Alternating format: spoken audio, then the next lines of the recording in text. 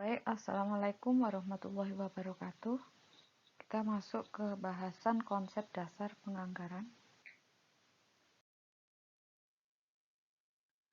Kemudian kita masuk ke pengelolaan perusahaan. Nah, tujuan umum dari pendirian perusahaan adalah untuk memperoleh laba, agar perusahaan dapat membelanjai biaya operasional untuk bertahan hidup dan untuk pengembangan perusahaan. Untuk mendapatkan laba yang dimaksudkan, perusahaan harus mempunyai produk.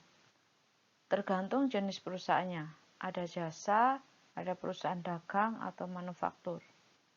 Selanjutnya, produk yang dihasilkan harus dipasarkan di atas biaya yang dikorbankan, sesuai diperoleh laba. Nah, dalam menghasilkan produk tersebut, perusahaan harus memiliki sumber daya, antara lain tenaga kerja, modal, bahan baku, perlengkapan, peralatan, dan sebagainya yang diperoleh melalui pinjaman dari kreditur maupun setoran modal pemilik perusahaan.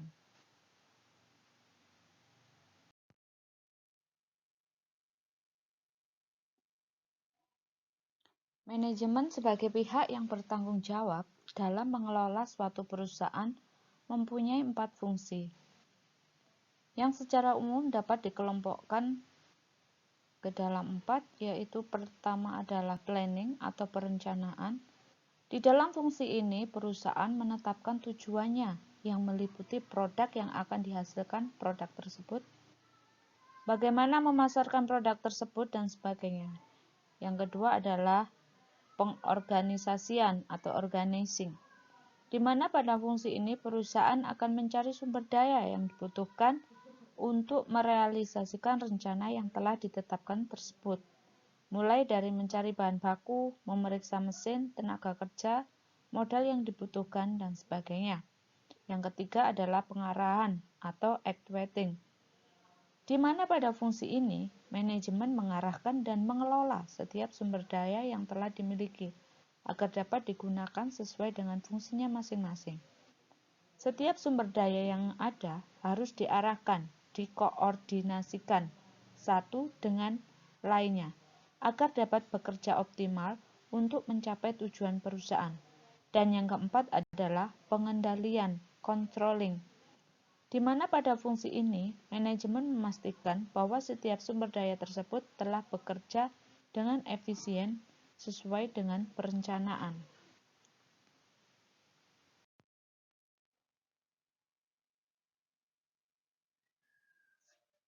Keempat fungsi manajemen tadi, yang merupakan satu kesatuan yang saling terkait dan tidak terpisahkan, ada 2 fungsi utama yang berkaitan dengan fungsi anggaran, yaitu fungsi perencanaan dan fungsi pengendalian. Fungsi perencanaan merupakan fungsi yang sangat penting karena perencanaan merupakan dasar bagi pelaksanaan fungsi lainnya. Dan kemudian kita masuk ke pengertian penganggaran atau budget. Menurut Munandar, anggaran adalah suatu rencana yang disusun secara sistematis yang meliputi keseluruhan kegiatan perusahaan yang dinyatakan dalam unit kesatuan moneter dan berlaku untuk jangka waktu periode tertentu yang akan datang.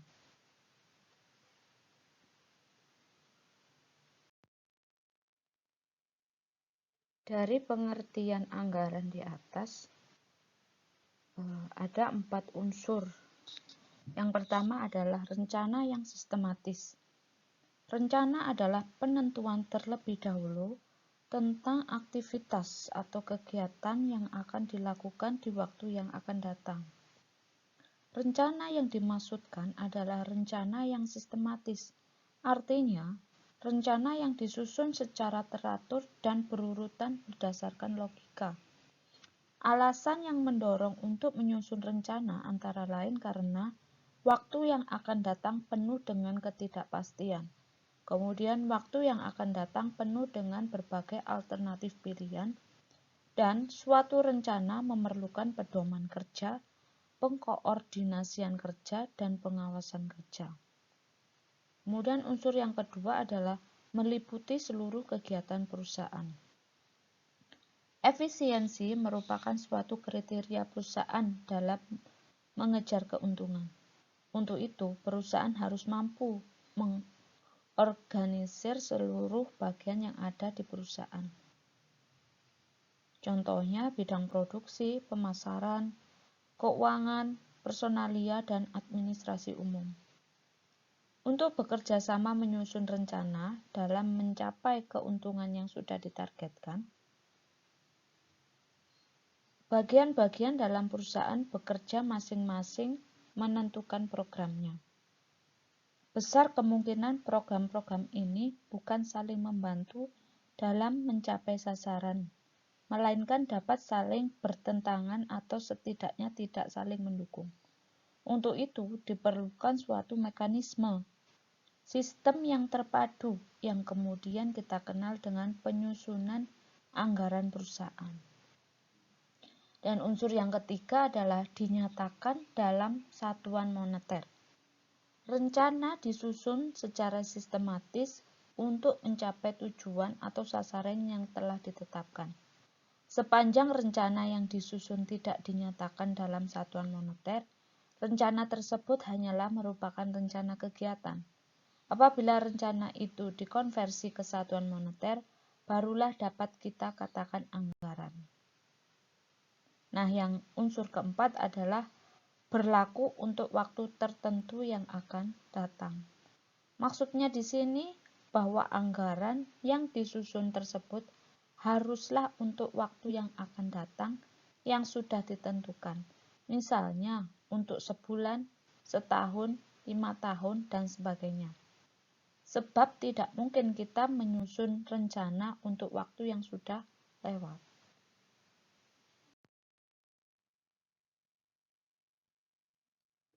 Dalam proses untuk menghasilkan dan memasarkan produk yang dihasilkan, perusahaan perlu membuat perencanaan yang baik agar operasi perusahaan dapat berjalan dengan baik, sehingga tujuan perusahaan dapat tercapai. Nah, dalam menyusun suatu anggaran, faktor-faktor yang harus diperhatikan adalah yang pertama, realistis.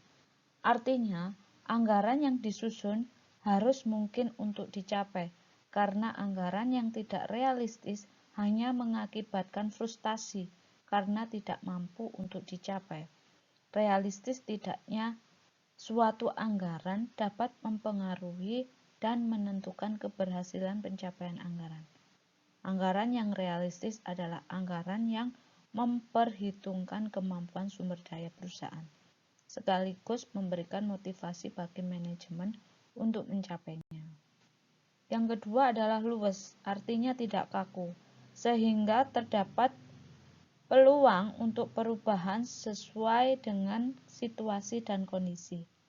Dan yang ketiga adalah kontinu, artinya bahwa anggaran perusahaan memerlukan perhatian secara terus-menerus dan bukan merupakan suatu usaha yang bersifat insidental.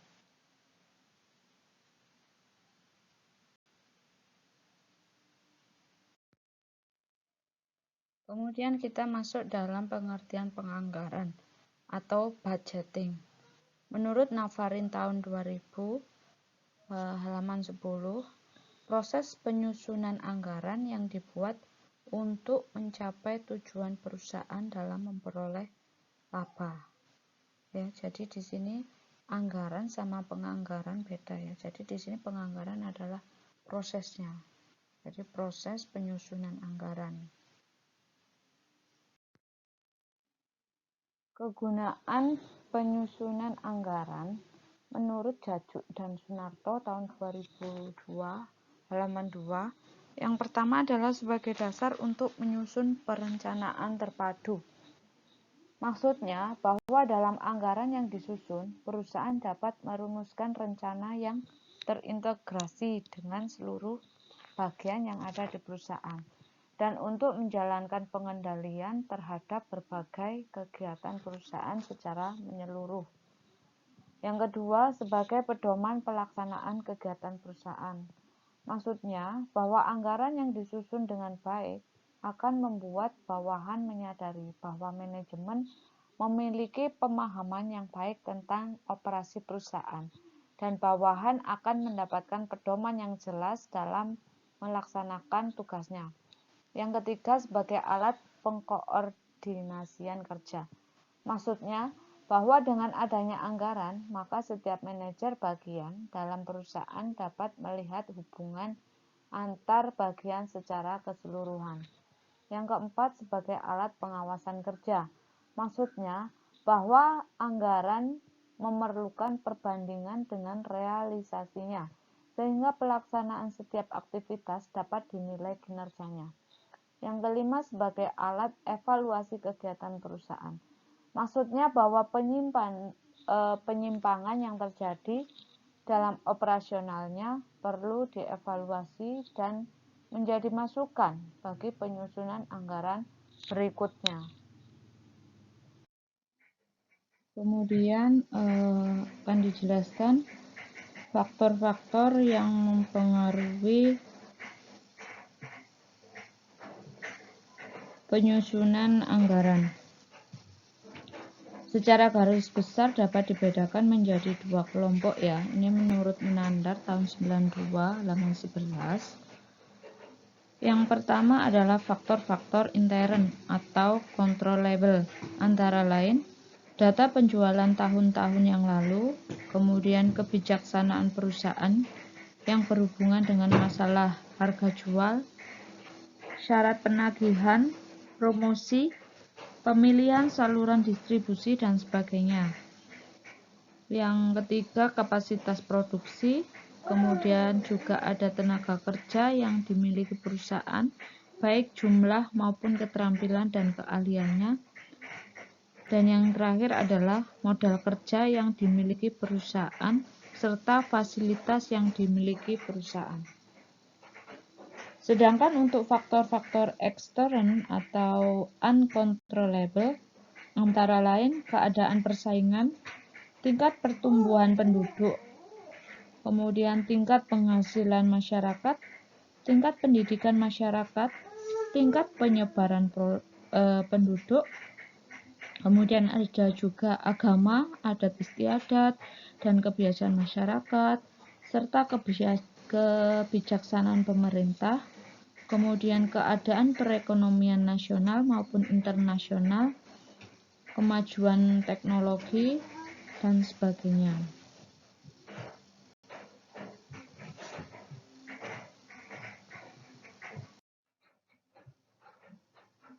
Dan selanjutnya adalah mekanisme penyusunan anggaran dalam struktur organisasi. Pada dasarnya, yang berwenang dan bertanggung jawab atas penyusunan serta pelaksanaan kegiatan budgeting adalah pimpinan perusahaan, tergantung kepada besar kecilnya perusahaan. Pada perusahaan kecil, di mana pemilik perusahaan yang menangani seluruh aktivitas dalam perusahaan, maka yang menyusun anggaran adalah pemilik perusahaan. Pada perusahaan yang sedang, di mana pemilik dibantu oleh beberapa pegawai, maka yang menyusun anggaran adalah pemilik perusahaan dibantu oleh pegawainya. Tetapi, bila perusahaan sudah besar, di mana pemilik sudah mendelegasikan kepemimpinannya kepada manajemen yang ditunjuk, maka tugas untuk menyusun anggaran sudah ditangani oleh bagian anggaran. Umumnya, penyusunan anggaran dalam satu organisasi dikoordinasikan oleh Komite Anggaran dan Departemen Anggaran. Keanggotaan dari Komisi Anggaran antara lain yaitu direksi, dibantu dengan Komisi Anggaran dan staf. Kemudian di bawahnya ada manajer pemasaran yang membawai penjualan, survei pasar, dan promosi. Sedangkan manajer produksi itu membawai produksi dan servis atau pelayanan. Kemudian manajer keuangan itu membawai bendahara, akuntansi, ya. dan anggaran. Sedangkan manajer umum, administrasi, dan HRD itu membawai bagian administrasi dan personalia.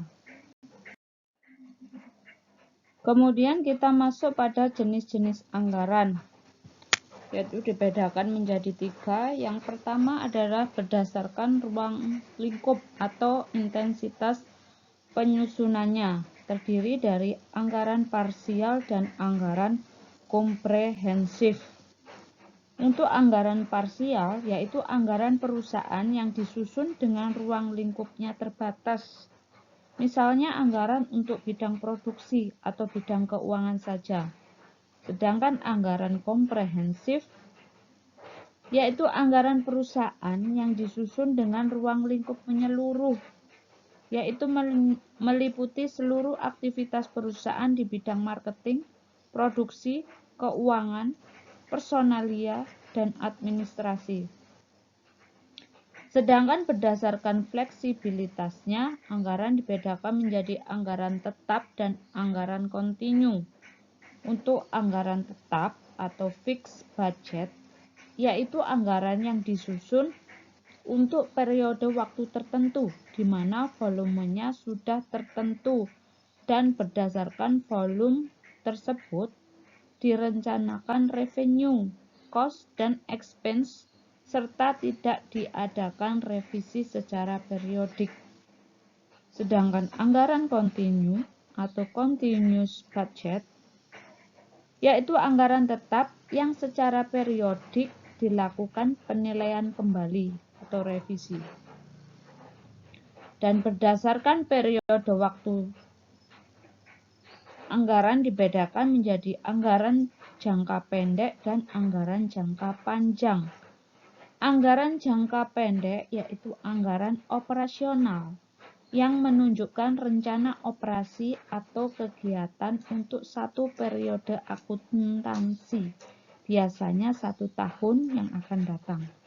Sedangkan anggaran jangka panjang yaitu anggaran yang menunjukkan rencana investasi dalam tahun anggaran dengan waktu lebih dari 1 tahun.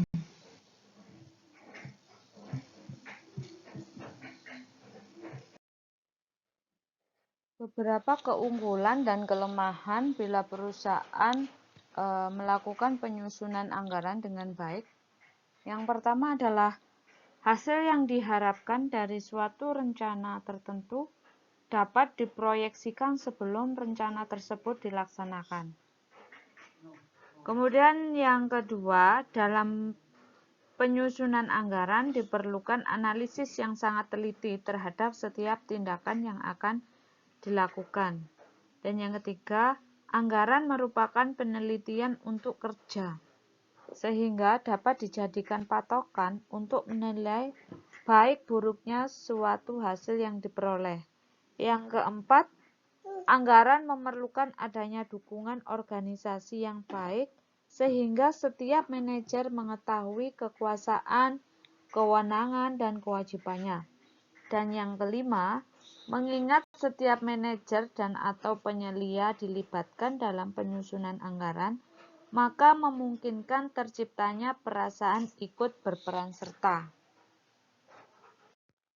Sedangkan kelemahan penyusunan anggaran, yang pertama, dalam menyusun anggaran, penaksiran yang dipakai belum tepat dengan keadaan yang sebenarnya.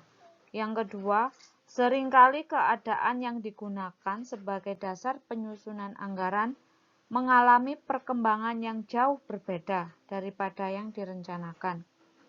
Kemudian yang ketiga, karena penyusunan anggaran melibatkan banyak pihak, maka secara potensial dapat menimbulkan persoalan-persoalan hubungan kerja atau human relation yang dapat menghambat proses pelaksanaan anggaran. Dan yang keempat, penganggaran tidak dapat terlepas dari penilaian subjektif pembuat kebijakan atau decision maker, terutama pada saat data dan informasi tidak lengkap atau tidak cukup